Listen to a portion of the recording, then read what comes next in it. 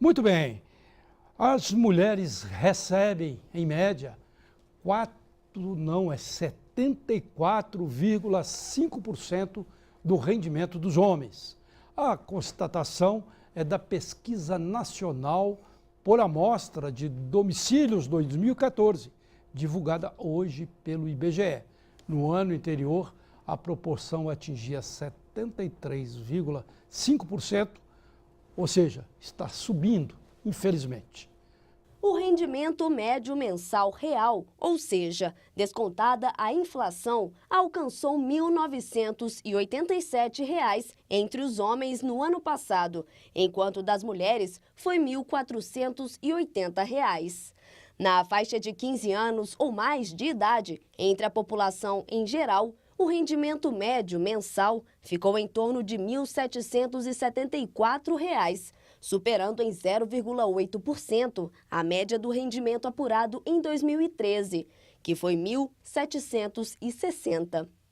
Em 2014, o Brasil tinha 98.600.000 pessoas ocupadas, um aumento de 2,9% em comparação com 2013, enquanto a população em idade ativa evoluiu 1,7% no período.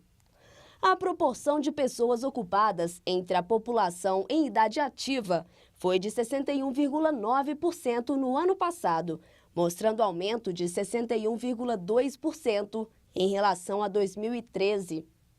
Entre as mulheres, o aumento ficou em 51,2% e entre os homens, 73,7%. Tá vendo?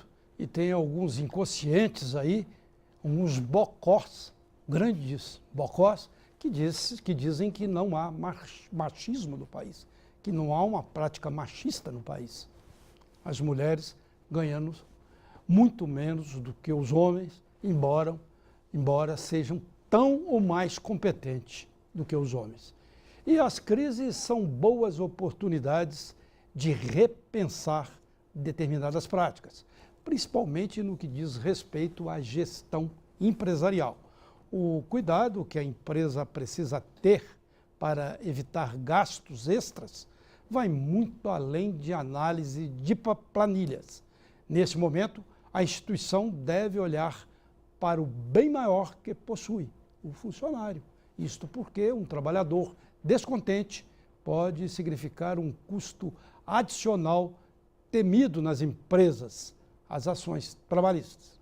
Segundo especialistas, a empresa deve se atentar, acima de tudo, para a importância de cumprir o que está previsto em contrato. Pontos não previstos, como acordos de compensação de horas, devem ser esclarecidos no ato da contratação, assim como toda e qualquer mudança de função no trabalho necessita de aditivo contratual que respeite as condições da nova atuação do empregado.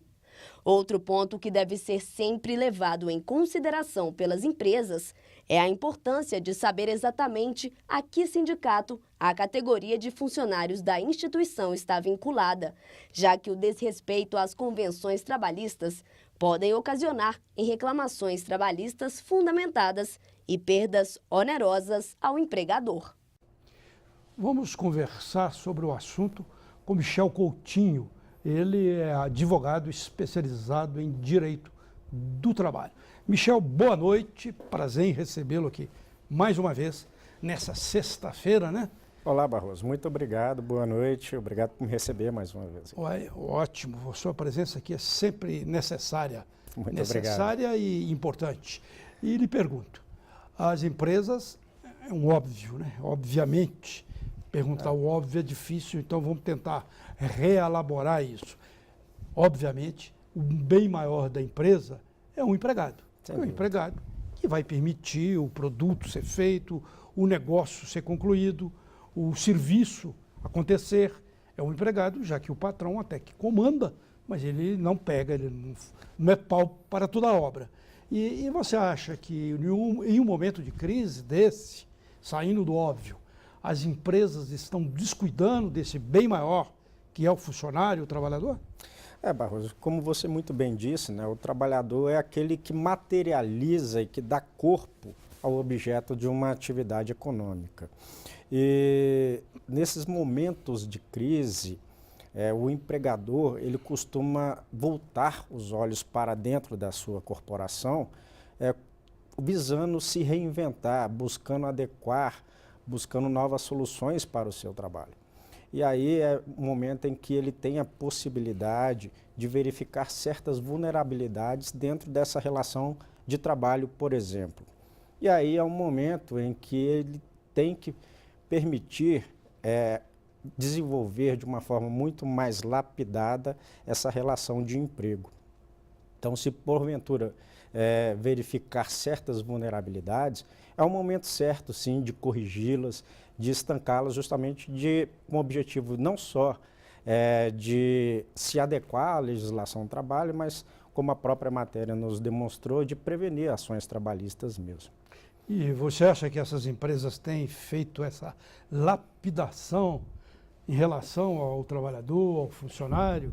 Porque, pelo que a gente lê aí, as empresas nesse momento podem muitas vezes, a gente está vendo aí até nessa questão da Samarco, né, usar até o trabalhador como bucha de canhão, né?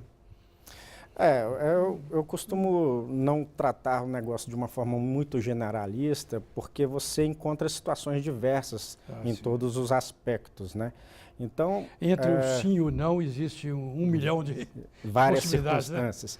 Né? Então, o que você precisa verificar é que o bom gestor de uma relação de trabalho, bom gestor de negócio, ele trata assim esse momento como uma forma de adequar a sua relação de trabalho àquela realidade. Você pega, por exemplo, a gente tem mencionado aqui desde o início deste ano que o setor de mineração ele vem sendo afetado de uma forma muito impactante com relação à crise econômica, né? A queda dos commodities, né? A queda do preço do minério no mercado internacional impactou o recuo econômico da China, de sobremaneira. E aí as empresas têm buscado não só preservar ao máximo essas relações de emprego, mas também adequar os benefícios que eram previstos em acordos coletivos de trabalho a essa nova realidade, justamente com o objetivo mesmo de preservar essa relação de emprego, de buscar tranquilizar o trabalhador nesse cenário difícil, de falar para ele que, apesar desse momento de dificuldade econômica, a empresa busca, sim, preservar os direitos dos trabalhadores. Agora, falando no geral, porque vamos sair da mineração, porque eles dizem que mineração, barriga de mulher e urna, ninguém sabe o que vai sair lá de dentro, né? Vamos sair da mineração. Apesar que com a barriga de mulher hoje tem aquele exame, né? O exame que permite ver a criança, né? Tudo verdade. Bem. Mas voltando-se para o conjunto da empresa, da atividade econômica, você acha que as empresas estão preservando esse bem nesse momento de crise? Existe muito desemprego, que é uma maneira de não preservar, entende?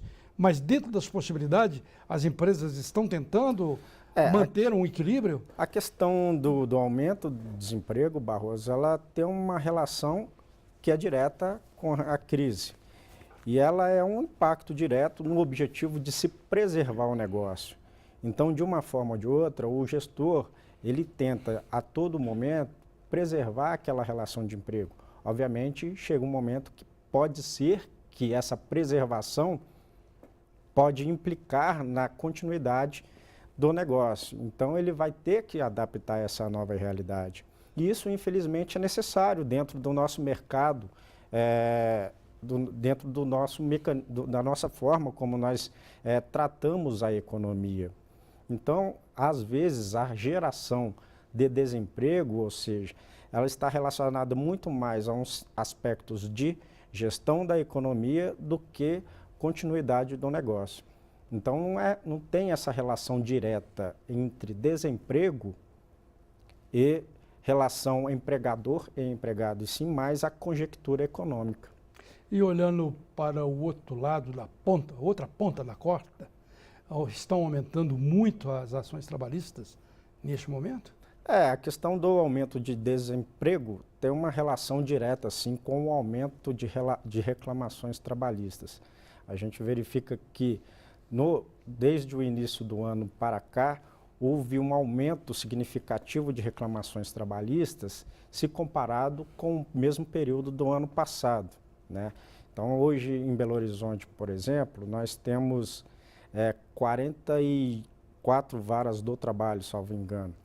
E isso, só esse ano, nós tivemos quase 2.000 reclamações trabalhistas distribuídas para cada uma das varas do trabalho. Em comparação ao ano passado, você tem? O ano passado chegou a mais ou menos 1.700 reclamações trabalhistas. Então, é um aumento aí de quase 10% por vara do trabalho. Se multiplicar por 44, nós temos um aumento significativo. Pode ser que algumas tenham relação direta com o aumento do desemprego. Pode ser que outras também tenham outras causas, mas é possível a gente diagnosticar essa causa direta. Michel, um bom final de semana para você. Te agradeço. Boa noite e final de semana aí de tranquilidade. Muito obrigado, Barroso. Boa noite, bom feriado. E o Redação BH News volta logo após um brevíssimo intervalo.